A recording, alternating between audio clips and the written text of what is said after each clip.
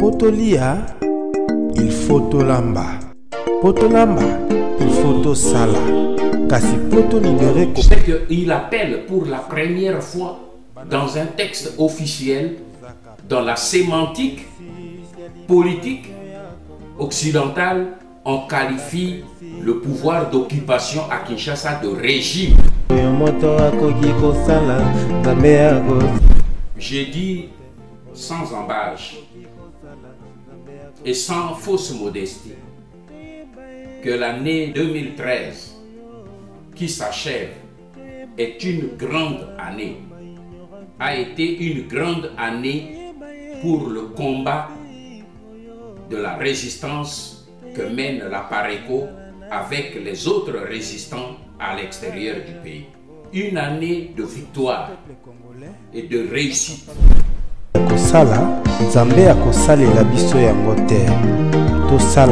Nous dénoncerons toutes les manœuvres de l'occupation et des alliés de l'occupation pour que le peuple soit suffisamment informé et suffisamment conditionné. Mais cela n'est pas notre objectif. Cette année, nous allons passer à une vitesse supérieure. Nous allons rebondir sur les succès que je viens d'énumérer, les réussites que je viens d'énumérer que nous avons réalisées au courant de l'année 2014. Nous allons maintenant passer à une phase supérieure de notre combat. Et je vais prendre un peu de quelques temps pour expliquer parce que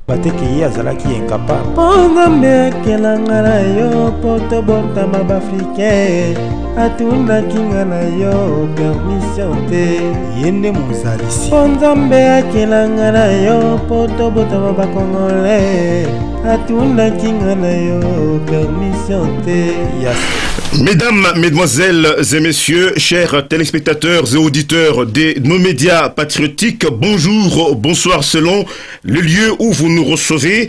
Selon les us et coutumes, un homme politique qui a pignon sur rue adresse un message à la fin donc de l'année. Pour ce faire, nous avons celui qui n'est plus à présenter, c'est bel et bien le père de la résistance, M. Honoré Ngbanda Zamboko Atumba, qui a bien préféré être avec nous dans nos studios virtuels des médias patriotiques. M. Honoré Ngbanda Zamboko Atumba, bonjour. Bonjour Grégoire, bonjour David. Excellence, nous vous remercions de votre disponibilité et surtout pour avoir choisi cette forme inhabituelle donc pour adresser le message de fin d'année donc à notre peuple qui vous attend donc impatiemment. Et pour faire cette interview, nous avons dans nos studios patriotiques Dave Indanda du côté des radios-télévisions Bendele et côté Congo Horizon, c'est Grégoire Watupa. Sans plus tarder, monsieur Honoré Ngbanda Zamboko Atumba, la première question que nous voudrions vous poser, c'est sur le plan de la santé. Comment vous portez-vous? Je me porte très bien par la grâce de Dieu. Excellence, et à propos donc de l'actualité, les Congolais de la diaspora terminent l'année sur une victoire éclatante sur donc ou contre les concerts du collabo Jibin Piana et qui a été simplement et purement annulé par les autorités françaises suite bien sûr à la pression exercée par nos compatriotes. Qu'avez-vous pensé de la décision ou que pensez-vous de la décision de la préfecture de Paris qui a carrément annulé ce concert?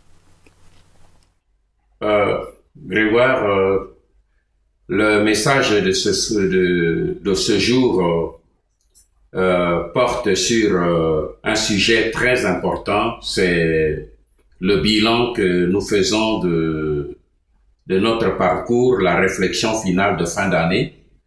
Mais la question de Jibin Piana que vous soulevez et que vous me posez est devenue une affaire politique. Et pour cela, j'aimerais vous donner mon point de vue, et non seulement mon point de vue, mais expliquer à l'opinion congolaise la position et le point de vue de la diaspora congolaise qui se bat. De tout ce que Dieu a fait sur terre, aucune chose n'est bonne ou mauvaise en soi. Même les médicaments que nous prenons pour nous soigner. On utilise les mêmes médicaments pour empoisonner les gens. On utilise les mêmes médicaments, parfois, pour se suicider. Il y a des gens qui se suicident avec les doses de Nivaquine. Mais la Nivaquine n'a pas été créée pour tuer, mais pour soigner. Cela veut dire que tout ce que nous utilisons sur cette terre n'est pas mauvaise ou bon en soi, mais c'est l'intention avec laquelle nous utilisons ces choses. La musique congolaise, ou la musique tout court, n'est jamais bonne ou mauvaise en soi-même. La musique, on la juge en fonction de l'intention avec laquelle on l'utilise. C'est cela qui fait toute la différence. La musique congolaise d'aujourd'hui, nous ne sommes pas contre la musique congolaise.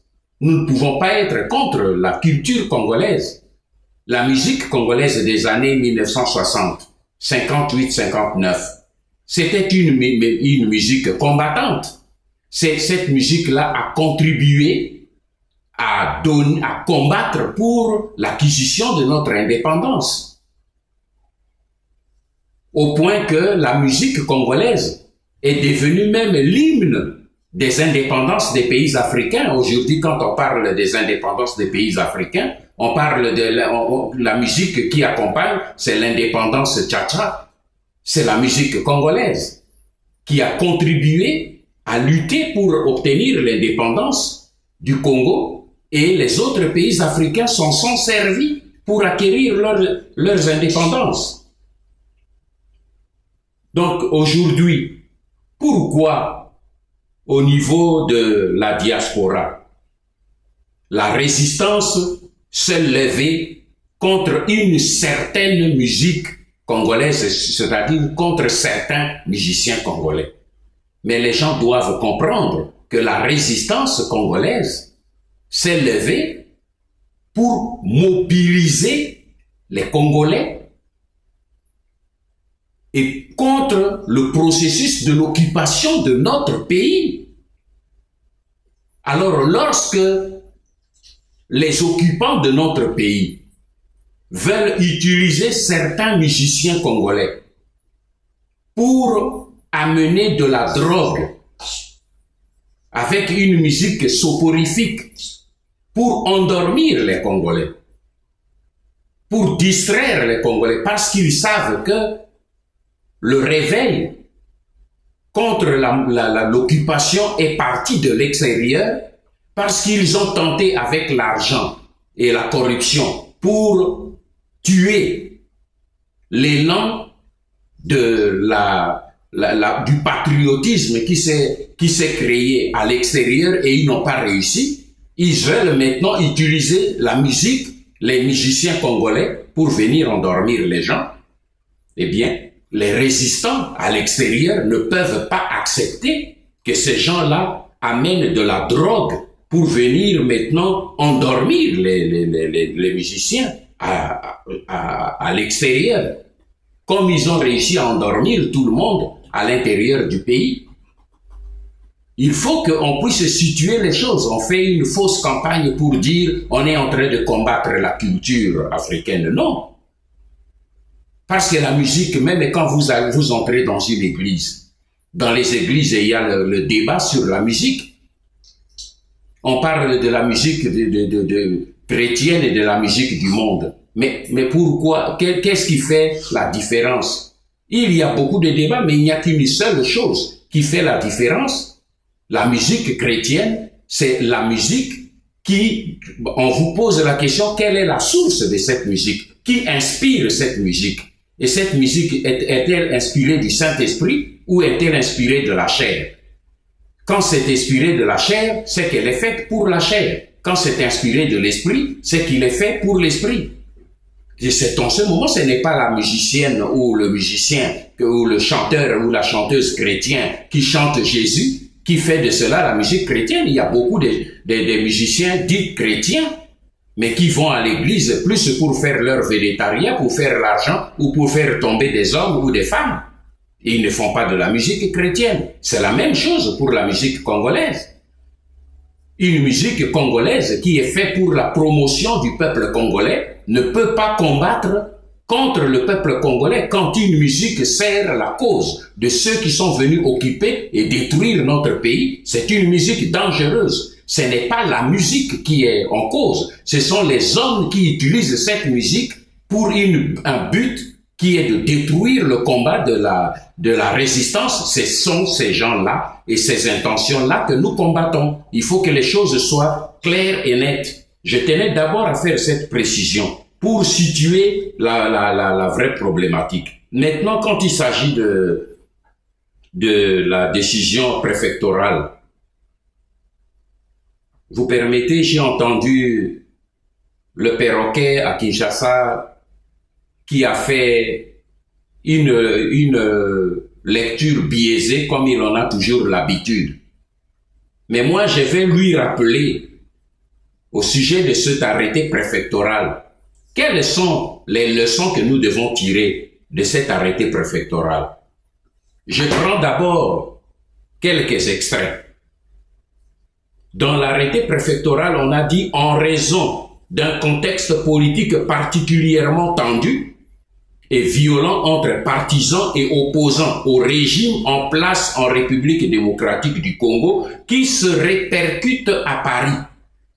Alors que les gens qui sont à Kinshasa comprennent qu'il s'agit là d'une grande victoire de la résistance à l'extérieur. Parce que les autorités en Europe reconnaissent maintenant que ce que les jeunes gens sont en train de faire chez eux n'est que le contexte politique particulièrement tendu et violent des partisans et opposants au régime en place à Kinshasa. Mais ce n'est qu'une répercussion de ce qui se fait à l'intérieur du pays qui se produit chez eux. Ça, c'est un. Deux, la deuxième chose, c'est qu'il appelle pour la première fois dans un texte officiel, dans la sémantique politique occidentale, on qualifie le pouvoir d'occupation à Kinshasa de régime. Pour ceux qui savent lire, comme le perroquet qui demande qu'on lise bien, et je vais lui demander qu'il le lise, qu'il l'interprète bien, pour la première fois, quand les pouvoirs en Occident qualifient un pouvoir dans les pays du tiers-monde de régime, c'est qu'ils veulent reconnaître implicitement que ce pouvoir-là n'est pas démocratique. Ça, c'est la leçon que les gens de Kinshasa devraient tirer. Maintenant, ils sont classés parmi les régimes dans la sémantique occidentale, de la politique occidentale. Deuxième extrait. Le préfet, l'arrêté préfectoral dit, considérant que depuis 2011, ces tensions demeurent fortes, comme l'ont démontré plusieurs altercations récentes, de même que les incidents qui se sont produits en marge du sommet des chefs d'État et de gouvernements africains qui s'est tenu au palais de l'Élysée la semaine dernière, au cours desquels soit plus de 70 manifestants de l'opposition congolaise ont été interpellés. Là encore, c'est un élément important parce que les gens à Kinshasa ont fait croire à l'opinion congolaise qu'il n'y avait eu rien pendant le passage de Kanambe à Paris. Eh bien, on voit bien que dans l'arrêté préfectoral, on fait allusion à ce qui s'est passé pendant ce temps-là, parce que la police et la sécurité de ce pays se sont bien rendus compte que la résistance congolaise à l'extérieur n'est plus un fait banal. C'est un fait qui est maintenant pris en compte par les autorités de ces pays-là. Et quand l'arrêté préfectoral précise, il dit qu'on a interpellé plus de 70 manifestants de l'opposition congolaise. l'arrêté ne parle pas des Koulouna ou des voyous ou des imbéciles, mais parle bien des manifestants de l'opposition congolaise. Il ne parle pas des terroristes congolais, il parle des manifestants de l'opposition congolaise. Alors quand le perroquet à Kinshasa met l'accent, il y a 6 arguments, les considérants, il y a dans cet arrêté préfectoral 6 considérants. Et dans les 5 considérants, on voit bien que l'arrêté préfectoral prend maintenant au sérieux la résistance telle qu'elle s'organise à l'extérieur du pays et dans leur pays. Mais le vuvuzellateur, lui, il n'a vu que menace à caractère terroriste. Qu'à cela ne tienne, nous faisons toujours appel aux jeunes gens, nous ne tomberons jamais dans le terrorisme. Mais j'aimerais dire à celui qui a parlé de terrorisme que le général de Gaulle, qui était le chef de la résistance française, avait été condamné à mort par coutumance par Pétain comme terroriste. Mais nous connaissons la suite. Nelson Mandela a fait 27 ans en prison parce qu'il a été condamné à vie par le régime raciste sud-africain pour terrorisme. Nous connaissons la suite. Donc ce n'est pas parce que on considère le combat de la résistance aujourd'hui, quelques hommes peuvent parler de terrorisme, que cela va annihiler la justesse du combat que nous menons. Mais j'aimerais simplement rafraîchir la mémoire de celui qui a fait cette interprétation. Le perroquet qui est à Kinshasa. Lui, il a été un vrai terroriste. Il a placé les explosifs dans la maison de la Voix du Zaïre, là où il est maintenant ministre. Mais il a été le vrai terroriste. Mais aujourd'hui, il est ministre là, à la cité de la Voix du Zaïre. Donc, qui se met en tête aussi que les jeunes gens que lui taxe aujourd'hui des terroristes, l'aiguille de l'histoire ne s'est pas arrêtée. Demain, c'est eux qui seront à la place où qu'il occupe aujourd'hui. À bon entendeur salut. Voilà, je termine là mon interprétation sur l'affaire Julien Piana pour dire que ça a été une victoire et que la cause que combat, et c'est ça surtout ce qui m'intéresse, c'est le combat que mènent ces jeunes gens contre une certaine musique soporifique à la disposition de l'occupation, et c'est un combat juste.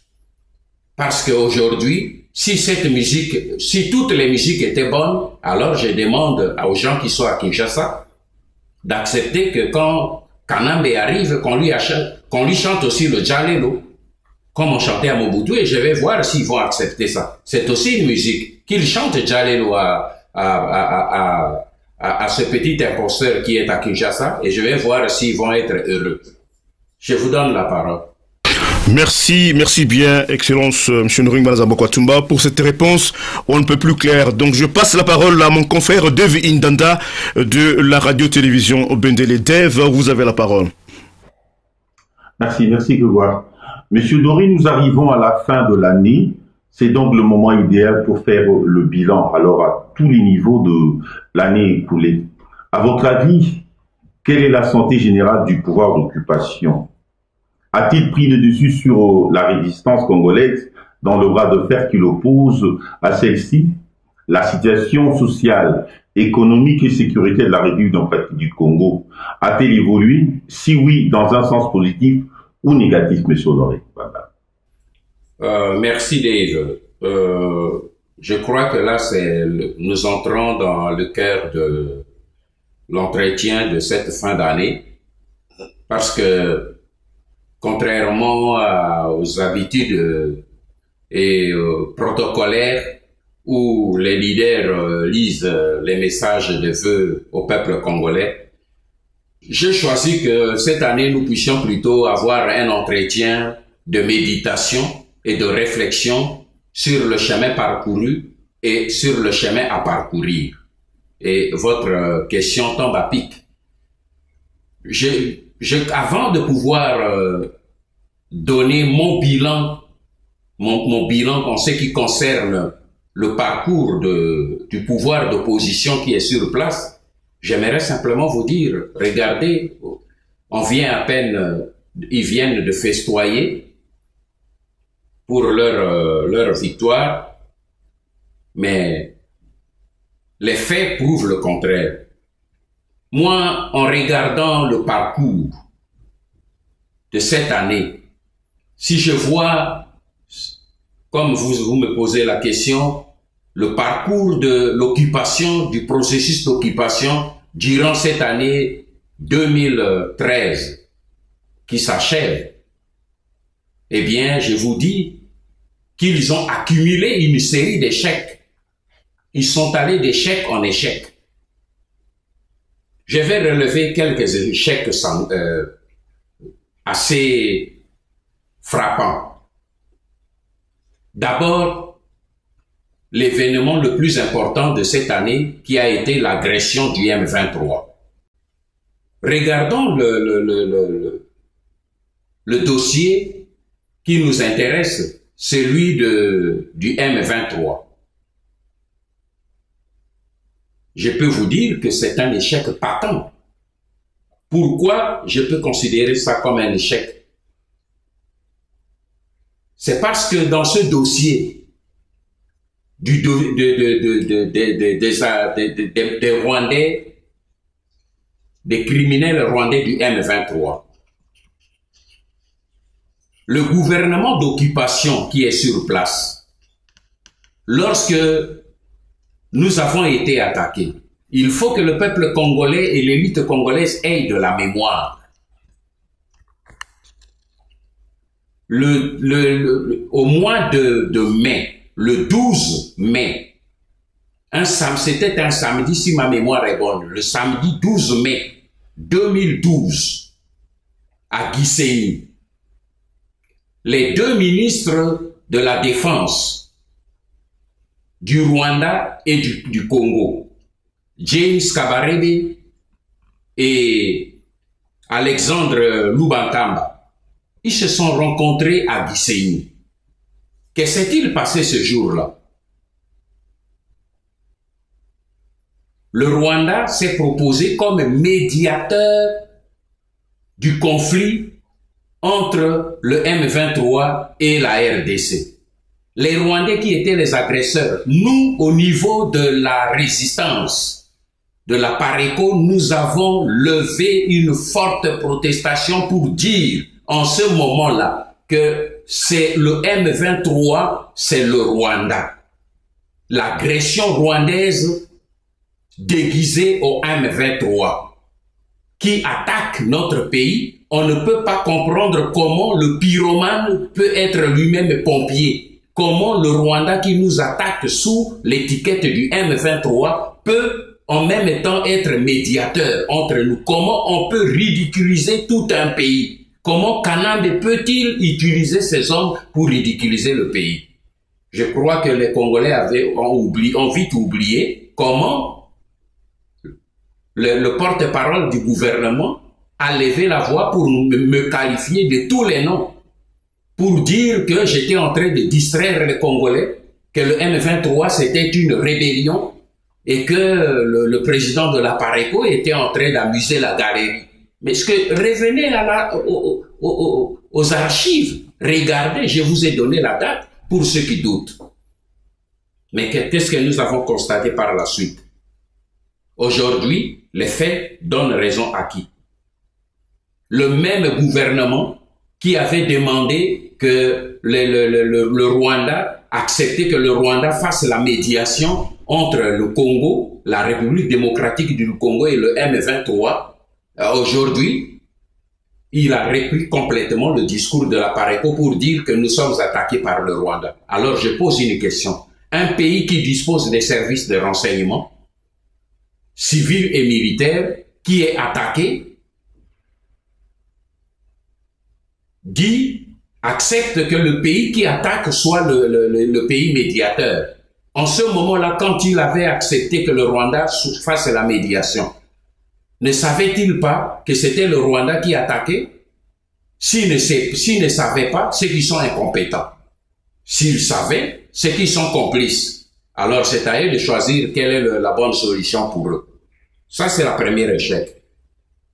Deuxième échec concerne la fameuse négociation nationale.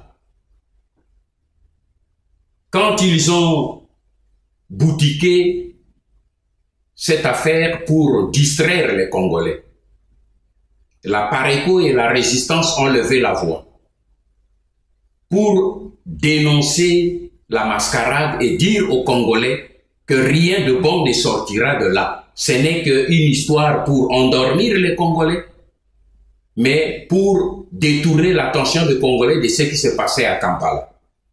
Aujourd'hui, regardons ensemble le résultat de ces négociations. Ces négociations avaient promis 4 choses. La première, c'est la cohésion nationale. Allez poser la question à Kinshasa, est-ce que la cohésion nationale est revenue? La deuxième chose qu'elle a promise, c'était le gouvernement de large union nationale. Ce gouvernement, depuis le 23 octobre dernier, Kanambe a dit aux Congolais, bientôt, je vais vous sortir le gouvernement. On attendait ça à la fin de la semaine. Mais je ne sais pas ce qu'il entend par bientôt. Là, il faut aussi l'excuser, parce que les textes des discours qu'il le lit, ce n'est pas lui qui les compose, et puis de deux, il ne comprend pratiquement pas le français, et parfois, des choses qu'il est en train de dire, il ne les comprend pas. Parce qu'il dit bientôt, mais nous attendons, depuis 23 octobre, les Congolais attendent, pas nous, nous n'en avons pas besoin. Mais jusqu'aujourd'hui, ce gouvernement n'est toujours pas là, et la fin de l'année est là. Échec. Troisième chose qu'il avait promise dans cette concertation nationale, c'était l'amnistie et la grâce présidentielle. Eh bien, les Congolais sont là, ceux qui sont à Kinshasa et qui l'adulent, n'ont qu'à nous donner le contenu de cette amnistie et de cette grâce présidentielle. Kanambe a promis une grâce présidentielle, mais les Congolais ont vu, c'est que cette grâce présidentielle a pondu. Coutinho est toujours en prison. Diomi est toujours en prison. Edi Kapende est toujours en prison avec son équipe. Quel est l'homme politique qui a été gracié par Kanambe? Personne. L'amnistie a concerné qui? La vraie amnistie, c'est ce qu'il est allé signer à Nairobi pour gracier ses frères rwandais criminels du M23. Voilà, c'était ça. Ce que vous avez fait à Kinshasa, c'est nul. Il n'y a rien qui est sorti de là. Ce qu'on attendait, c'est sorti plutôt du côté des Rwandais du M23 qui ont été amnistiés pour intégrer les institutions. Quatrième chose que Kanambe a promis à la sortie de ces négociations. Il a dit qu'il allait faire que son gouvernement s'implique pour s'occuper du cas des prisonniers politiques congolais qui sont arrêtés à la CPI. Eh bien, vous en avez le résultat aujourd'hui. C'est l'arrestation du député MLC Babal et de l'avocat de Jean-Pierre Bemba qui l'ont rejoint en CPI. C'est ça. Et l'assassinat, au même moment, d'un haut cadre du MLC à Kinshasa, sous la barbe de toutes les autorités. Voilà comment on peut parler du ridicule. Comment Kanambe est en train de jouer avec les pieds des Congolais, de toute la classe politique congolaise. Mais vous verrez que demain, dans son discours de fin d'année, il va mettre les négociations politiques, les concertations nationales, il va mettre ça sous le compte d'une victoire, des acquis. Mais moi, je viens de vous prouver déjà, dans cette histoire, il n'y a rien de positif qui est sorti de là. Si quelqu'un y voit quelque chose de positif, qui me le cite, peut-être que je ne suis pas au courant. Troisième échec du pouvoir d'occupation. La visite de Kanambe à Paris. Je viens d'en parler avec l'affaire Julien Piana. Pendant ce séjour de Kanambe, le séjour de Kanambe a permis de montrer au monde et aux autorités européennes qui étaient là et aux autorités africaines qui étaient là, que le combat que mène la résistance congolaise est un combat juste et sérieux. La preuve, l'arrêté préfectoral qui parle du cas de la musique fait allusion à ce qui s'est passé lors du séjour de Kanambe à Paris. Parce que les services de sécurité de la France, dans les fiches qu'ils ont établies, Kanambe était le seul chef d'État pendant ce séjour qui était estimé être en danger de mort. C'est comme cela que même l'accueil, il n'y a pas eu une seule manifestation publique pour lui en dehors des cérémonies qui se passaient ou du programme officiel de l'Élysée. Ni à son arrivée à l'aéroport, ni à son départ, alors qu'il a sorti beaucoup d'argent, qu'il a distribué à des porteurs de mallettes comme les gens qui l'ont suivi, les petits Chichi Boys, les porteurs de mallettes qui étaient avec lui.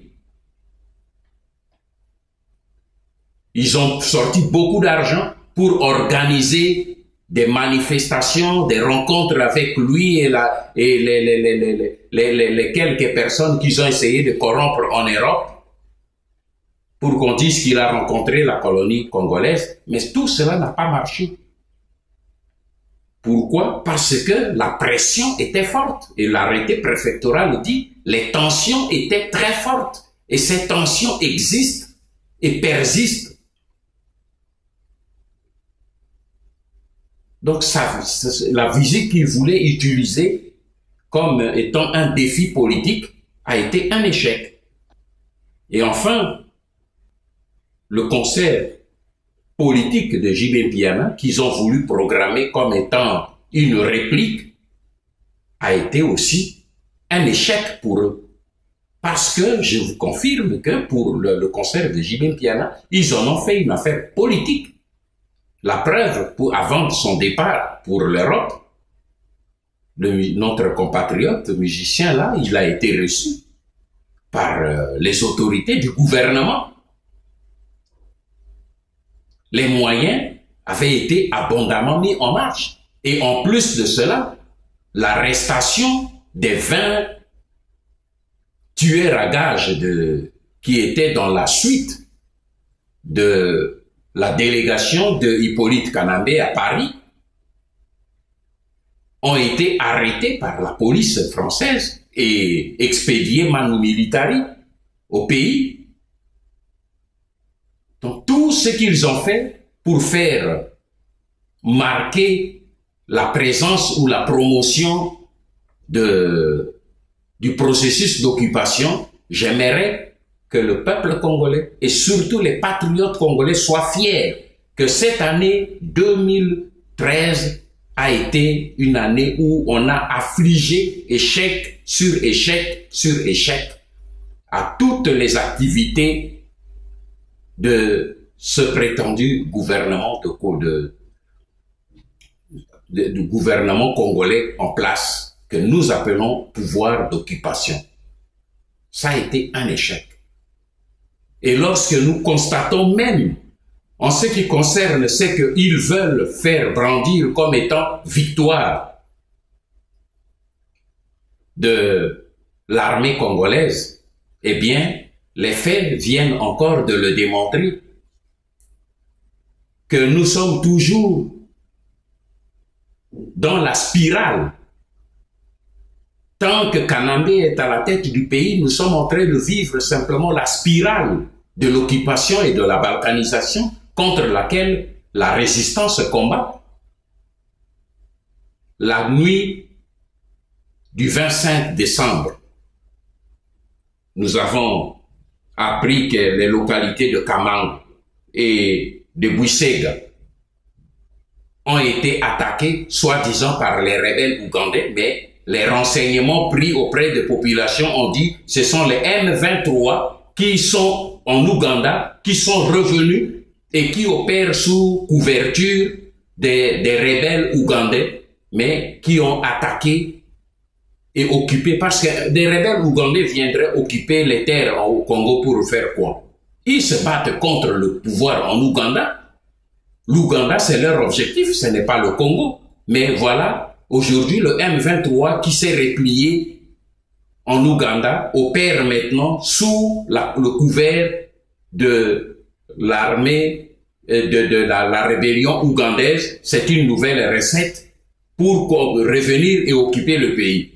Quand nous le disons aujourd'hui, comme nous, on l'avait fait le 12 décembre 2012, quand nous avons levé la voix pour dénoncer la supercherie, aujourd'hui, les mêmes pouvoirs à Kinshasa vont lever la voix pour dénoncer la supercherie. Mais dans les semaines qui vont suivre, vous allez nous donner de nouveaux raisons pour dire, et vous les entendrez dire, que ce ne sont plus les rebelles ougandais, ce sont les rebelles du M23. Quelle victoire! De quelle victoire peut-on parler? Il n'y a aucune victoire. Voilà pourquoi je dis que c'est important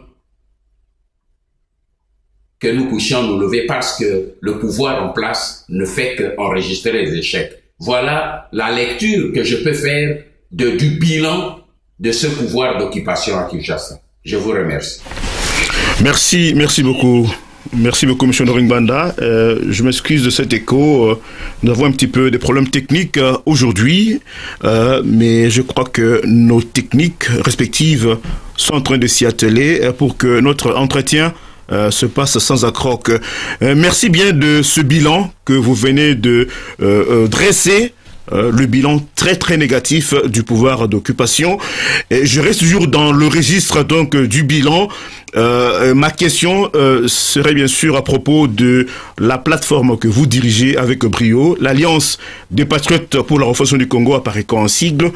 Donc, que retenez-vous donc de son action durant l'année 2013 qui tend à sa fin?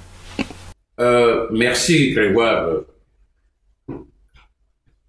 J'ai dit sans embâche et sans fausse modestie que l'année 2013 qui s'achève est une grande année, a été une grande année pour le combat de la résistance que mène la PARECO avec les autres résistants à l'extérieur du pays.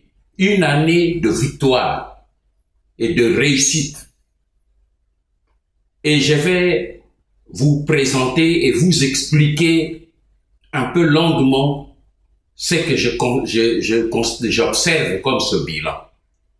Le premier élément important de notre réussite cette année, Grégoire, la réussite de la PARECO cette année 93 qui s'achève, concerne d'abord les vrais commanditaires qui ont attaqué notre pays. Les vrais commanditaires qui sont derrière les mains qui pillent, qui volent, qui tuent, qui assassinent en République démocratique du Congo. Parce que vous savez, et je vais revenir sur ça un peu plus loin. Mais ici, laissez-moi d'abord présenter simplement le bilan. Je vous expliquerai la suite après. Quand j'ai dit la première victoire qui est la plus importante, c'est celle que nous avons remportée au niveau des soutiens de Kagame et de Museveni. Et tout le monde sait que leur soutien, c'est les États-Unis. Les lobbies qui se trouvent aux États-Unis. Vous aurez constaté que il y a eu un grand changement au niveau de Washington. D'abord au niveau des hommes. Que l'équipe qui était à Washington autour d'Obama et qui travaillait ouvertement pour leur soutien à Paul Kagame. Je veux parler de l'ancien secrétaire d'État Hillary Clinton, de Madame Susan Rice qui était ambassadrice des États-Unis à l'ONU et de toute leur équipe. C'était ces gens-là qui travaillent pour les lobbies américains et internationaux qui soutiennent l'action de Kagame pour balkaniser notre pays et pour piller les richesses de notre pays. Je ne mâche pas mes mots, mais nous avons vu que cette année, il y a eu le changement de cette équipe. Ce changement n'est pas un fait du hasard, c'est le travail profond. Nous ne nous jetons pas seuls les fleurs là-dessus, mais nous y sommes pour quelque chose. Parce que je vais vous expliquer plus loin. C'est changer la vision d'un décideur. Ce n'est pas un fait anodin. Nous avons décidé de s'attaquer aux vrais commanditaires de notre pays en allant dans leur terrain, en allant travailler dans leur terrain. Ils sont puissants. Nous n'avons pas les mêmes puissances ni le même argent, mais nous connaissons leurs méthodes et nous connaissons aussi leurs faiblesses. Ceux qui amènent les gens au pouvoir dans ces pays-là, dits démocratiques, ce sont les lobbies financiers. Mais ces lobbies se combattent aussi entre eux, parce que ce sont les hommes d'affaires. Alors nous nous glissons entre eux. Aux États-Unis, vous savez que c'est deux partis majoritaires qui se battent, les démocrates et les républicains. Quand les démocrates sont au pouvoir, les républicains s'organisent pour les déstabiliser légalement et vice-versa. Ce sont là, je n'entre pas dans les détails pour ne pas exposer trop notre méthode de travail. Mais c'est là que tout le monde, nous glissons. Nous n'avons pas la capacité de déstabiliser ces gens, mais nous avons les hommes que nous pouvons utiliser en utilisant leurs intérêts pour pouvoir déstabiliser.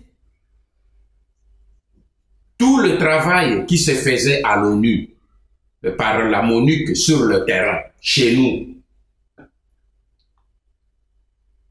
les enquêtes pour prouver la responsabilité du Rwanda et de l'Ouganda, c'était transmis à l'ONU. Mais au niveau de l'ONU, ces travaux étaient bloqués par les représentants des lobbies, c'est de ceux qu'on peut appeler les pouvoirs profonds, les États profonds, les gouvernements profonds qui opèrent dans l'ombre, qui faisaient bloquer tous ces rapports. Eh bien, nous avons fait un travail. Quand nous sommes allés en profondeur, quand j'ai utilisé l'expression Lingala, Tokoti Nase Amai, que nous sommes allés sous eau, beaucoup n'ont pas compris, ils ont commencé à rigoler, mais ils ne comprennent pas la réalité des combats politiques. Vous ne pouvez pas aller vous attaquer à la légère à ces gens si vous ne connaissez pas, vous n'entrez pas dans leur système et vous ne connaissez pas leur méthode. Bref, j'ai dit, nous avons remporté une victoire par ce changement de cap qui a été rendu possible même dans la désignation du Rwanda et de l'Ouganda comme étant des agresseurs de la RDC. Ça a mis des années pour qu'on arrive à faire accepter que le rapport d'abord de l'ONU qui désigne ces gens soit reconnu au niveau du Conseil de sécurité des Nations Unies et adopté par le Conseil de sécurité des Nations Unies. C'est une grande victoire. C'est la première fois qu'on a cité le Rwanda et l'Ouganda nommément en tant que les adversaires et les agresseurs de la RDC. Troisième victoire. Non seulement on les a reconnus, mais les mêmes pays anglo-saxons, les États-Unis, la Grande-Bretagne, et d'autres pays d'Europe sont allés au niveau des sanctions du Rwanda et de l'Ouganda. C'est une grande victoire. C'est un avancement. Qui aurait pu croire à cela il y a 4 ans? Kagame était un intouchable. On ne pouvait même pas citer son nom, comme on empêche dans la Bible de citer le nom des dieux. Il pouvait tuer, il pouvait massacrer, il pouvait violer, mais on ne pouvait jamais citer son nom. Mais non seulement nous avons réussi à ce que son nom a été cité, mais nous sommes arrivés au point que les mêmes pays, les mêmes alliés d'hier l'ont sanctionné. Ce n'est pas encore une victoire totale que nous cherchons, mais c'est une étape importante. Une autre grande victoire pour nous, c'est sur le plan de l'opinion à l'intérieur du pays.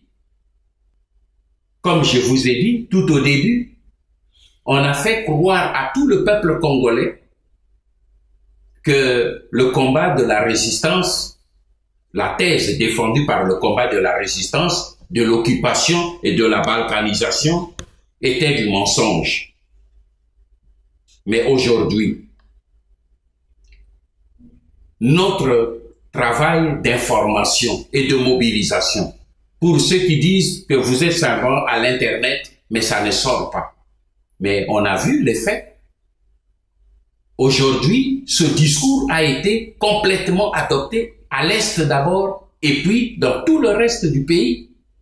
C'est lorsque maintenant le pouvoir d'occupation a compris qu'ils n'ont leur manœuvre pour bloquer le discours le discours de l'occupation et de la balkanisation du Congo n'est plus qu'au possible.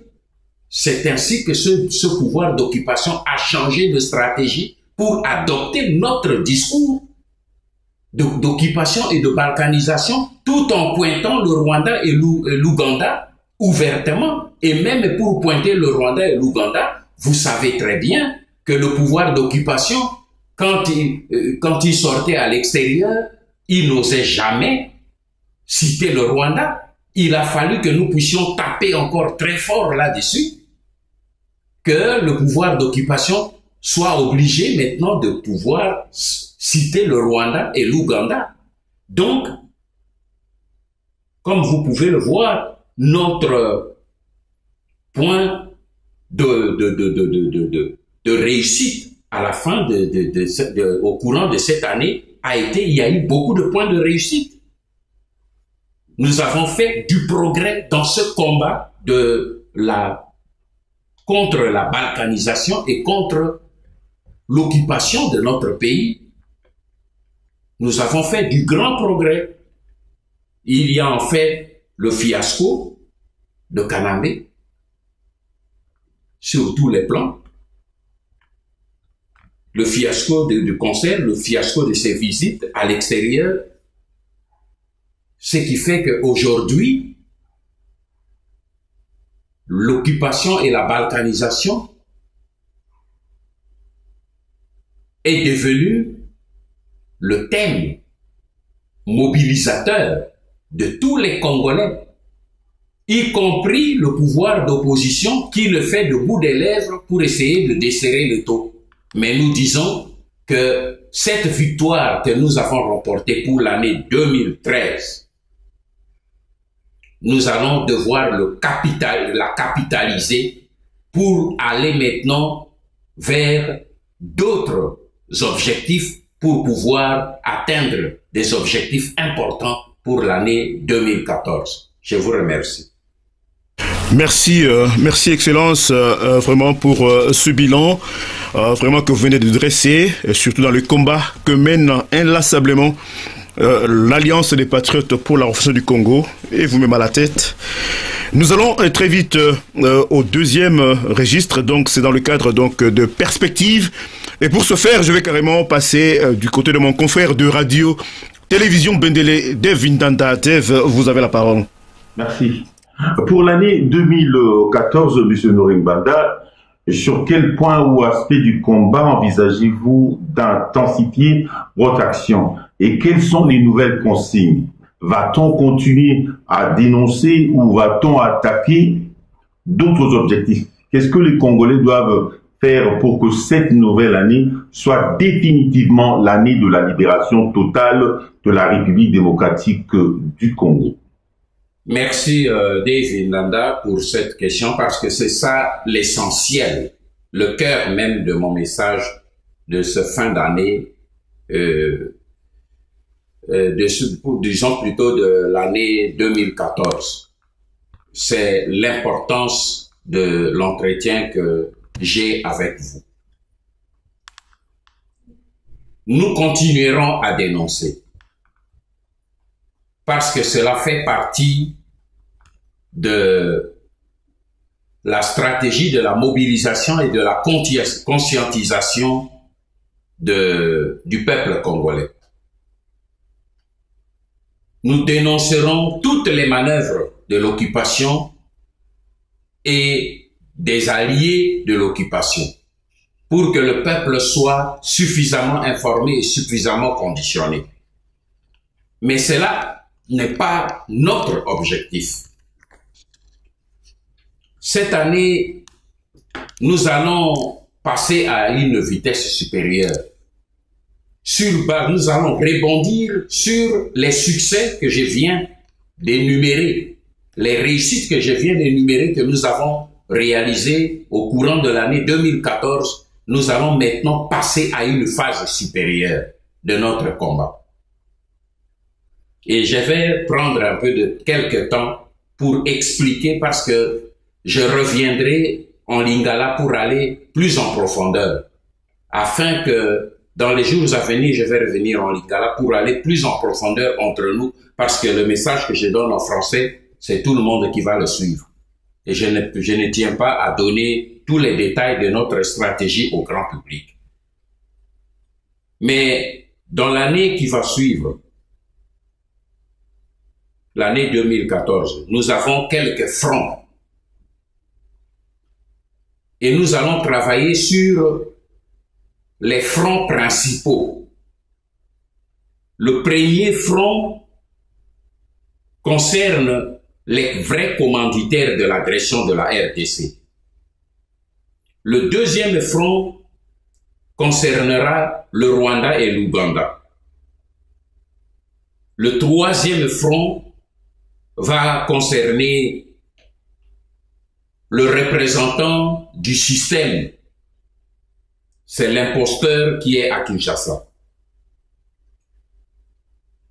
Voilà les trois fronts sur lesquels nous allons nous concentrer pendant l'année 2014. Et je vais maintenant expliquer chaque front, quelle est la configuration de chaque front et quelles sont les cibles que nous allons viser et les méthodes que nous allons appliquer sans entrer dans les détails en ce qui concerne les méthodes. Le premier front que j'ai défini comme étant le front des vrais commanditaires. Permettez-moi que vous puissiez comprendre pourquoi j'appelle ça le premier front des vrais commanditaires. Parce que si vous voulez comprendre ma démarche dans ce combat que je mène est restée constante. Dans mes deux livres que j'ai écrits pour vous, peuple congolais, élite congolaise, le premier livre c'était Ainsi sonne le glas, où j'ai fait l'autopsie pour montrer comment celui qui était aux commandes à l'époque de l'agression, le maréchal Mobutu, a perdu la bataille. Et là, j'ai relevé un élément important. J'ai dit, il a perdu la bataille parce que il s'est trompé d'ennemi. Il a oublié que les puissances occidentales qu'il avait amenées au pouvoir et qui se faisaient appeler ses amis, après la chute du mur de Berlin, ont changé de cap et n'étaient plus ses amis. et que ces amis-là s'étaient cachés derrière des marionnettes qu'ils avaient mobilisées pour le combattre et que ces gens-là ont laissé tomber leur masque lorsque nous les avons rencontrés en Afrique du Sud, chez Mandela et Thabo Mbeki. Je rappelle cela pour comprendre la logique de ma démarche. Les véritables commanditaires, ce n'est pas Kanambe qui est là. Kanambe était arrivé chez nous avec des bottes de jardinier. Il n'avait rien. C'est pas lui qui pouvait. C'est lui qui était arrivé chez nous. C'était Laurent Désiré Kabila. Il n'avait pas d'armée. Il était soutenu par le Rwanda. Mais le Rwanda n'avait pas des moyens logistiques pour s'acheter autant d'armes et d'équipements pour déstabiliser le Grand Zaïre à l'époque. Il y avait des gens qui l'avaient équipé et qui l'avaient aidé même avec des données satellitaires pour avancer et qui avaient démobilisé même le système du pouvoir au Zaïre de l'intérieur. Donc il y a les vrais commanditaires, ce sont ceux qui ont décidé à partir de l'Occident pour dire le temps est venu pour que nous allions changer la situation en République démocratique du Congo, mettre les gens de côté et placer nos hommes pour balkaniser ce pays et piller ce pays-là. Voilà le premier front, qui est le front le plus important sur lequel nous allons nous occuper. Et lorsque nous avons même commencé ce combat de libération du pays, lorsque j'ai dit je plonge sous eau pour commencer à travailler, c'était pourquoi? Parce que à chaque fois qu'on voulait avancer, on se cognait contre le mur. Pourquoi? Parce que nous avions vu simplement le sommet de l'iceberg. Et nous avons cru nous attaquer au sommet de l'iceberg. Mais lorsque vous avancez avec un bateau vers l'iceberg, vous croyez que l'iceberg se trouve à 200 ou à 300 km, alors que le bloc de l'iceberg est déjà à 2 mètres de toi. Et il vous déchire comme il avait déchiré la coque du Titanic. Voilà pourquoi nous ne devons pas nous occuper du sommet de l'iceberg. Mais l'image que j'ai utilisée, c'est la pieuvre. Je comprends la préoccupation de nos frères congolais qui sont plus préoccupés par le bras de la pieuvre qui nous entoure au cou. C'est vrai, la pieuvre a 5 mains, 5 bras. Mais lorsque la pieuvre t'entoure sur le cou et que tu coupes simplement le bras de la pieuvre, mais la pieuvre est décidée à vous amener sous eau pour vous noyer, eh bien, vous pouvez couper un bras, l'autre bras viendra vous prendre et d'autres bras vont vous encercler pour vous amener sous l'eau. Il faut chercher la tête du pieuvre. C'est la tête qui commande au bras de vous étrangler. Et la tête ici, ce sont ces vrais commanditaires. Kanambe n'est qu'un bras qui nous entoure au cou, c'est vrai, c'est le bras le plus direct. Mais si vous vous contentez de couper le bras sans neutraliser la tête, eh bien, vous n'aurez pas à gagner la bataille parce qu'aujourd'hui, vous pouvez éliminer Kanambe, mais il y a plusieurs bras, des tentacules qui sont là, qui vont sortir. De regarder, même dans le système, il y a déjà des gens positionnés pour que si Kanambe s'en va, d'autres bras rwandaises pro-occidentales puissent prendre le Congo et poursuivre l'œuvre de la balkanisation. Voilà pourquoi nous avons dit notre objectif premier sera maintenant ces décideurs des organismes internationaux, des capitales des pays occidentaux qui sont derrière le Rwanda, l'Ouganda et le Burundi pour faire le travail de l'occupation et de la balkanisation. C'est pour cette raison que cette année-ci, nous allons mobiliser et actionner et demander que toute notre attention soit focalisée sur les sociétés qui représentent les multinationales qui opèrent à l'est du pays derrière le Rwanda pour déstabiliser notre pays. Ça deviendra notre premier front. Ça veut dire quoi? Je donne un exemple. La société qui soutient, parmi les sociétés, les lobbies de Arkansas de Bill Clinton, qui soutiennent les actions là-bas, il y a des sociétés qui commercialisent le coltan, qui est aujourd'hui le produit qui sert à la fabrication des ordinateurs et des téléphones portables. Eh bien, nous allons nous occuper des représentations de toutes ces sociétés en Europe, aux États-Unis, au Canada et partout dans le monde. Et nous allons utiliser pas des méthodes de violence. Je vous supplie, mes frères patriotes, quand nous allons mener ces actions, nous mènerons ces actions avec beaucoup d'intelligence. Nous allons faire une publicité négative de ces gens. Et ils m'écoutent, toutes ces sociétés, ils savent ce que ça veut dire, des publicités négatives. Mais s'ils ne savent pas, ils le sauront au courant de l'année 2014. Mais nous allons nous occuper de ces gens pour montrer au peuple du monde et les Européens que voilà ces gens qui vous vendent des téléphones, qui vous vendent des ordinateurs, sont en train de travailler sur le sang des Congolais. Nous allons produire des photos, des illustrations, et nous allons montrer au monde que toutes ces sociétés-là, nous allons nous en prendre à eux par des méthodes spécifiques pour les paralyser, pour les mettre devant leurs responsabilités et démontrer aux sociétés, au peuple du monde, que ces gens-là sont des criminels. C'est eux qui viendront vers nous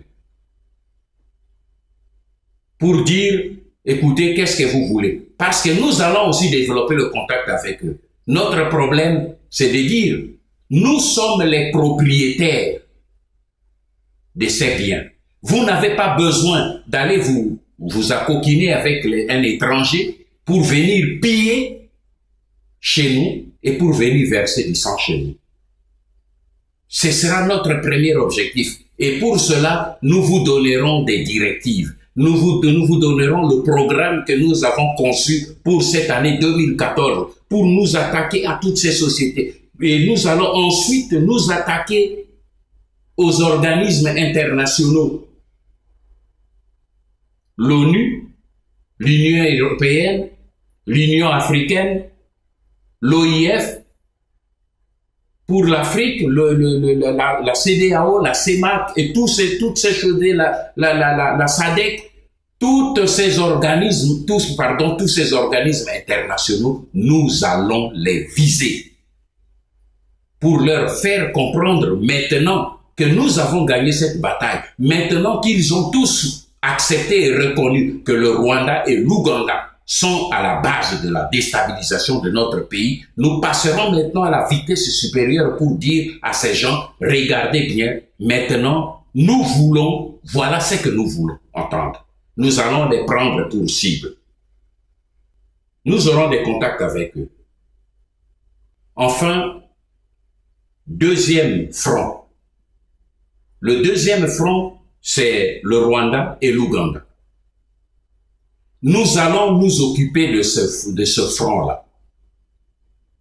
Jusqu'ici, nous ne l'avions pas encore fait.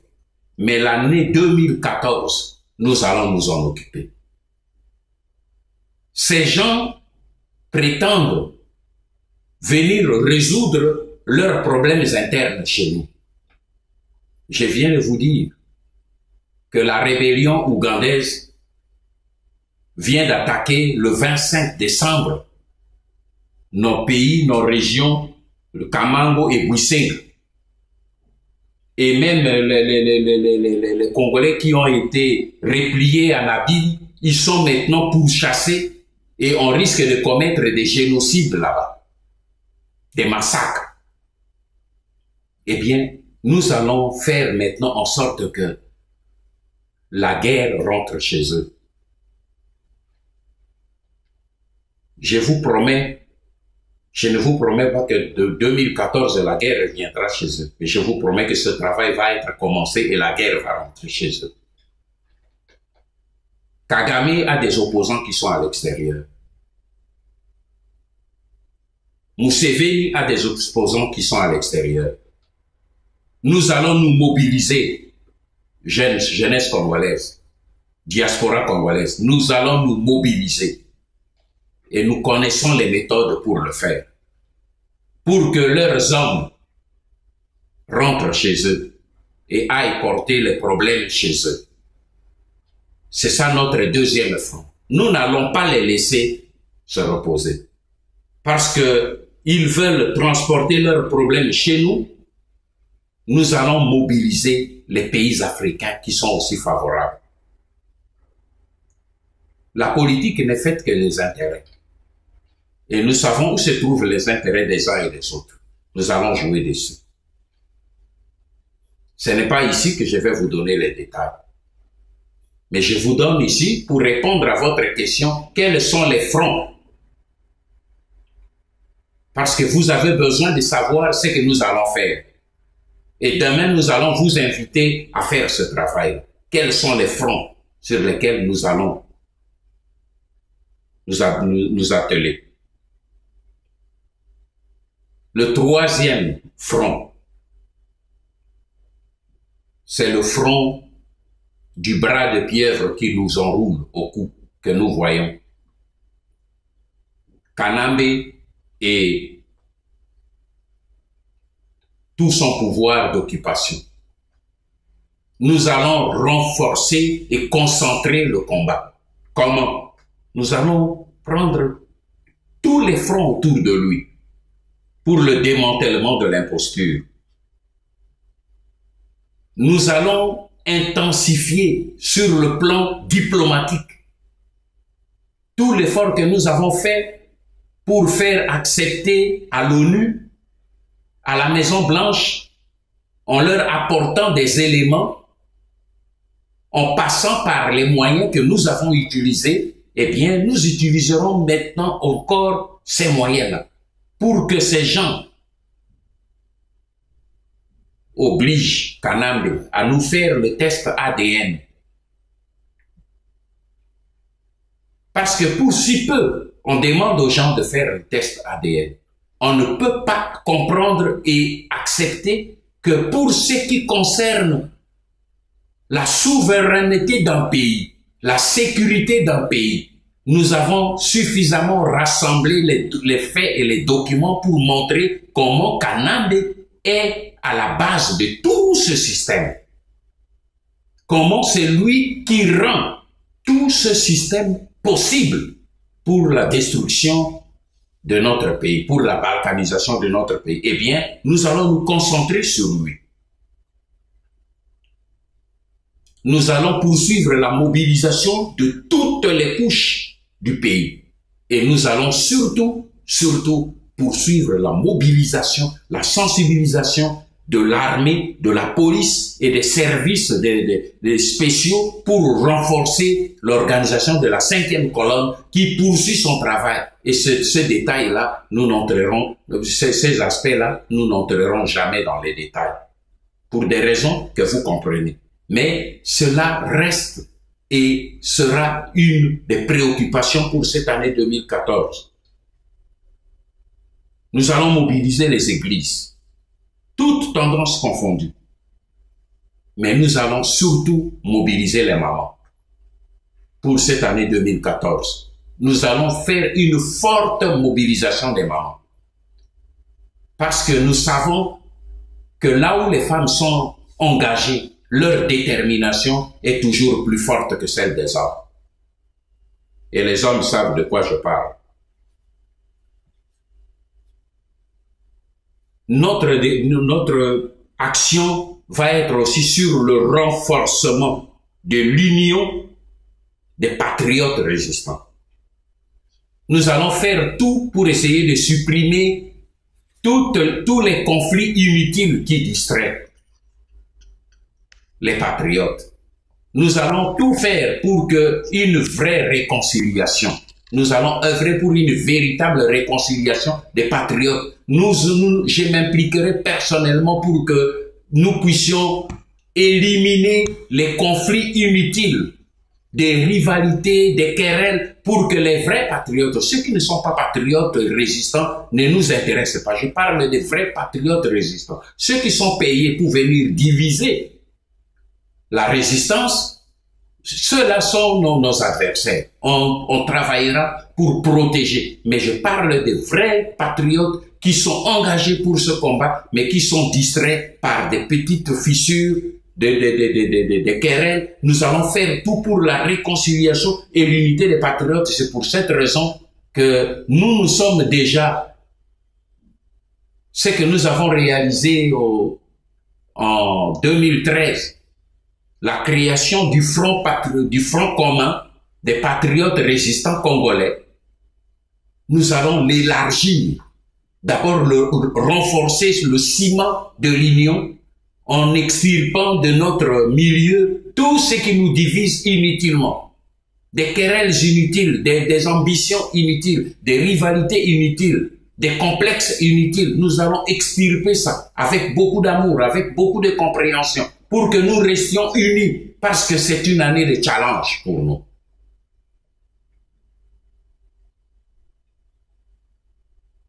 L'unité des patriotes, ça va être un des éléments que nous allons mettre ensemble pour renforcer le travail. Nous allons essayer de nous départager le travail. Que ceux qui pourront, une partie des gens pourront s'occuper du premier front, des vrais commanditaires, l'autre partie s'occuperont du deuxième front, les agents exécuteurs que sont Kagame et Museveni, le Rwanda et le Burundi, et puis le troisième groupe s'occupera du troisième front du pouvoir de l'imposture qui se trouve chez nous à Kinshasa. Voilà comment nous vont se répartir les trois fronts et voilà comment nous allons nous répartir les tâches. J'ai essayé de vous brosser ça brièvement, mais vous me comprendrez que je ne puisse pas ici, ce n'est pas le lieu, d'exposer tous les détails techniques et tous les détails stratégiques de ce combat. Je vous remercie. Merci beaucoup, Monsieur Honoré. Je suis content pour votre réponse. Je vais enchaîner directement. Papa Ngbanda, si je vous appelle papa, c'est parce qu'il y a les auditeurs et téléspectateurs du Grand Tam Tam d'Afrique, la radio-TV Bendele, qui sont en train de vous suivre en ce moment. Quel est votre message alors de fin d'année pour le peuple congolais? Merci David Nanda. Je crois que, comme j'ai dit, je ne veux pas cette année faire des messages de vœux protocolaires. La gravité de la situation que traverse notre pays m'oblige à tourner mes pensées d'abord vers ceux qui souffrent à l'est de notre pays, ceux qui sont les premières victimes de l'agression, de l'occupation pour la balkanisation de notre pays à l'est. Je pense aux petits-enfants qui, le jour de Noël, ont été loin d'imaginer la joie des autres enfants dans le monde qui recevaient des cadeaux et qui fêtaient à côté de leurs parents. Je pense à ces enfants orphelins, sans père ni mère, sans membres de famille, abandonnés à eux-mêmes, dans les forêts, dans la nature, dans les rues. Je pense à tous ces enfants pauvres qui ont passé leur Noël dans les rues de Kinshasa et des villes du pays, sans nourriture, quémandant dans les rues. J'ai vu les images, j'ai entendu les messages qu'on m'a fait parvenir à Kinshasa. La veille de Noël, les gens faisaient la queue devant les Western Union pour essayer de recevoir l'argent des transferts des Congolais de la diaspora. Parce que sans vous, les Congolais de la diaspora, je ne sais pas ce que le pays serait aujourd'hui. Bien qu'on vous taxe des voyous et des koulouna. Alors que c'est vous qui sauvez ce pays. qui fait en sorte que ce pays n'explose pas. Mes pensées vont vers ces mamans violées et qui ont été par-dessus le marché expulsées de leur foyer par leurs hommes. Mes pensées vont vers les 2 millions de Congolais déplacés parce qu'ils ont été chassés de leur terre pour laisser la place aux populations rwandaises envoyées par Kagame et par Kanambe pour occuper leur terre. Je pense à tous ces foyers divisés et je pense à tous ces morts à la fin de cette année et au début de cette année qui commence. Et je me dis que leur sacrifice ne soit pas vain. Que leur mort soit une interpellation pour moi et pour chacun de nous. Pour que nous puissions penser à l'unité de ce pays, à la paix pour ce pays. Ma deuxième pensée va vers vous, les jeunes patriotes. C'est le remerciement. Je voudrais sincèrement vous remercier pour votre engagement, pour être mis debout, parce que sans vous, je ne mènerai pas ce combat. Sans votre patriotisme, sans votre engagement, je ne mènerai pas ce combat. C'est pour ça que je pense à vous surtout, des médias patriotiques. Je pense à vous. Parce que sans vous, nous n'aurions pas gagné cette bataille de l'opinion. Je pense aux mamans de ces médias patriotiques qui passent chaque soir. Parfois, on entend de loin leurs enfants qui pleurent. Mais ils sont au micro pour pouvoir parler et s'adresser à leurs frères et sœurs en République démocratique du Congo. C'est à vous que je pense au début de cette année. Pour que vous ayez du courage pour l'année 2014. Pour que vous puissiez faire plus. Et parce que je compte plus sur vous, les mamans. Pour cette année 2014. Pour cette année 2014, je ne fais pas un vœu, mais je lance un appel. Je lance un appel à l'amour pour notre pays. Que chaque Congolaise et chaque Congolais développe en lui l'amour pour ce pays, ce beau et grand pays que Dieu nous a fait le don de nous installer là-dedans. Un pays plus grand, un pays plus riche, un pays plus beau que les autres. Je voudrais vraiment lancer un appel pour que nous ayons l'amour pour ce pays. Je voudrais lancer ensuite un amour pour l'amour de notre peuple. Que nous puissions aimer notre peuple. Que nous puissions avoir, quand on a de l'amour, on sait se sacrifier. Certes, nous avons des intérêts personnels. Mais Albert Camus avait dit, il y a de la honte à être heureux tout seul parmi les malheureux.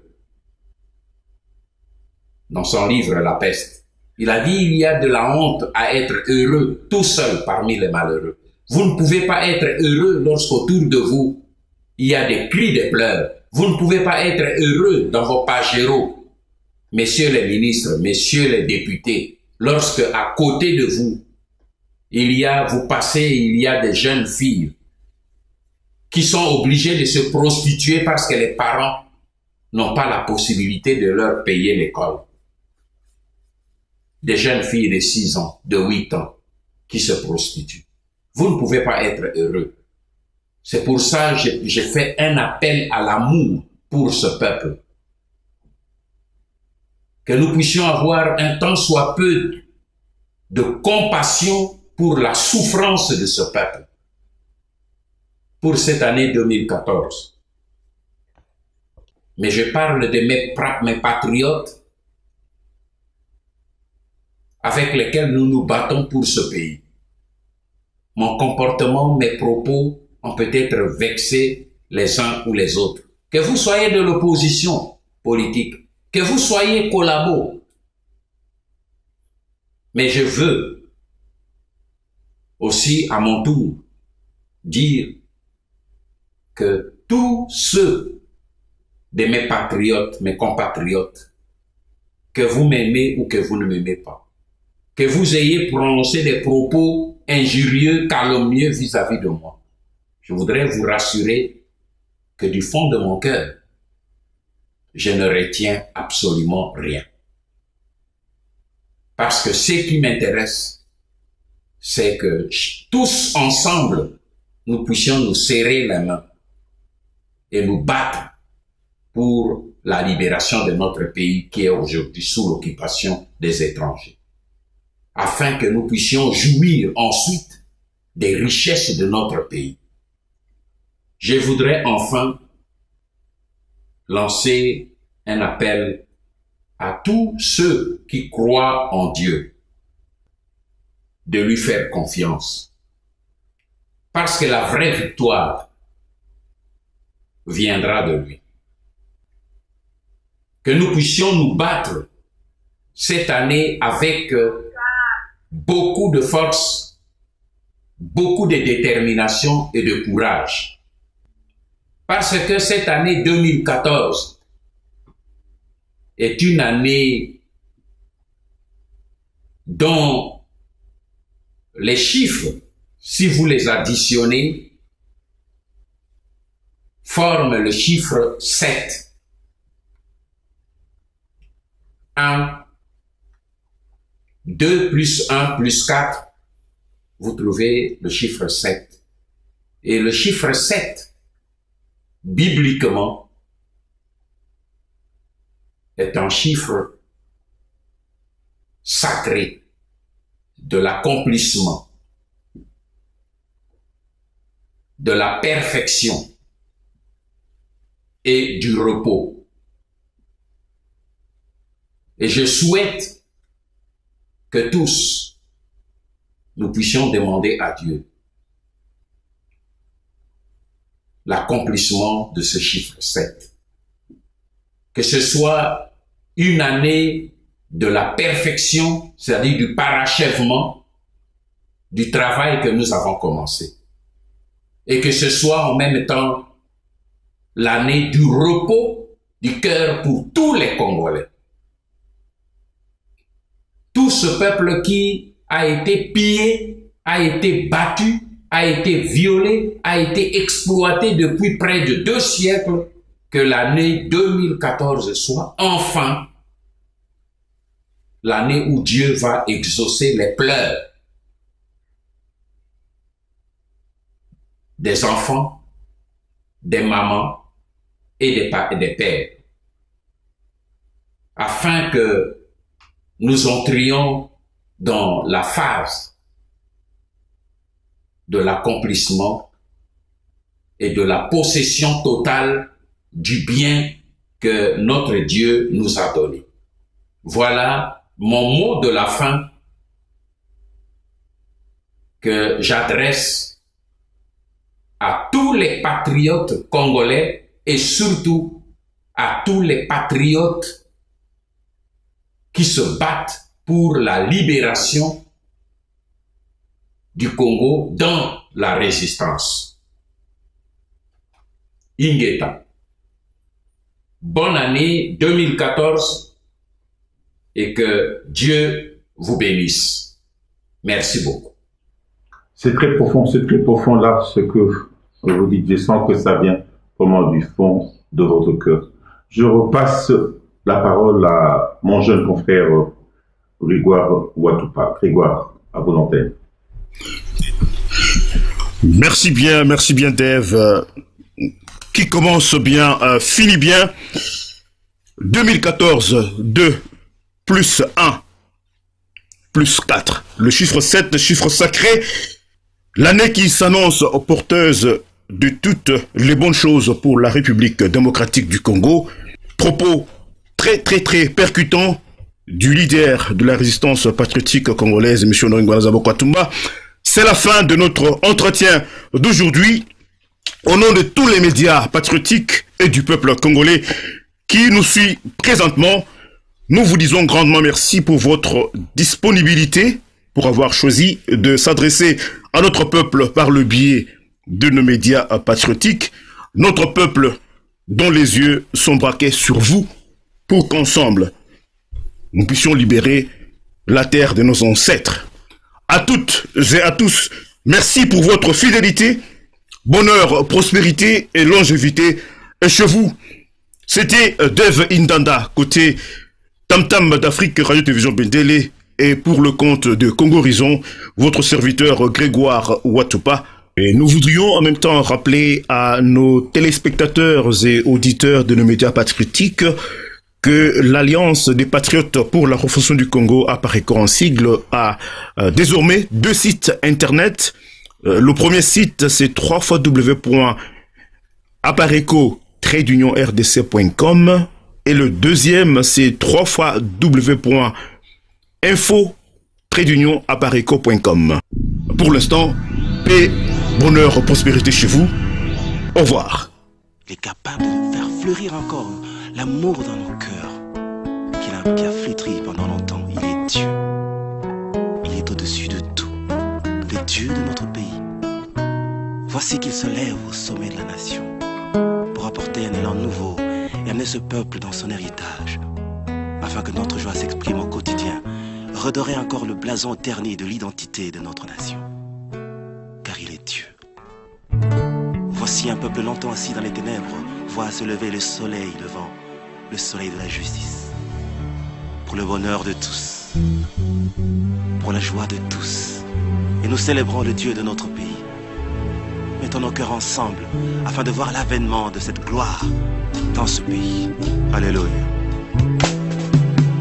Ô Seigneur Jésus, soleil levant, viens régner au milieu de nous. Nous voulons être un peuple qui t'adore. Viens inscrire ton nom dans les annales de la République, Seigneur, pour la paix qui fera lever ta gloire. Que mon pays soit ton sanctuaire, le sillon de ta majesté et ta main pour changer l'image du monde. Fais lever l'étendard de ta gloire au sommet de toute la nation. Nous voulons te magnifier, Jésus. Et que l'hymne de mon peuple soit un cantique d'adoration pour sceller nos intimités, Seigneur. Au soleil, lumière de Dieu répand sur moi. Les rayons de ton éclat pour éclairer les ténèbres de ma vie. Oh, répand la gloire de Dieu sur mon âme. Je veux vivre le royaume de Dieu en moi. Oh, soleil, soleil levant, viens faire germer ce grain d'amour du profond de tout mon être, imprimer la vie de Dieu en moi, soleil. Oh, oh, pour que je vive le ciel sur la terre, je veux vivre comme un prince qui voit la gloire du roi, soleil. Oh, soleil levant, mon cœur attend de toi l'identité royale. Je voudrais briller comme toi, soleil. Que l'éclat de tes rayons m'embrase au contact de ta majesté. Je n'attends que te ressembler, soleil. Oh Jésus,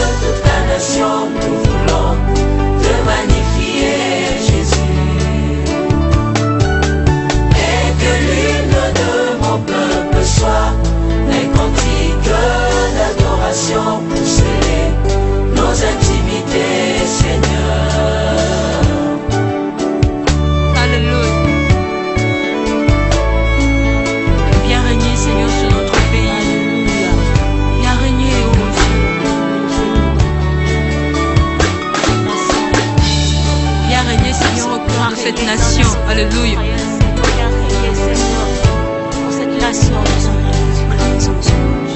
Toi, Seigneur. Place ton trône, Seigneur, dans ce pays. Alléluia. Soleil levant, lève-toi au sommet de cette nation. Que la lumière, Seigneur, brille, oh Dieu.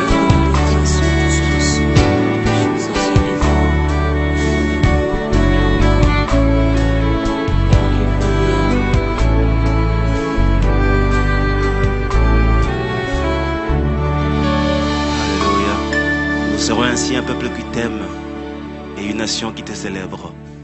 Et l'écho de notre louange ira jusqu'aux extrémités de la terre pour proclamer que seul Jésus reste.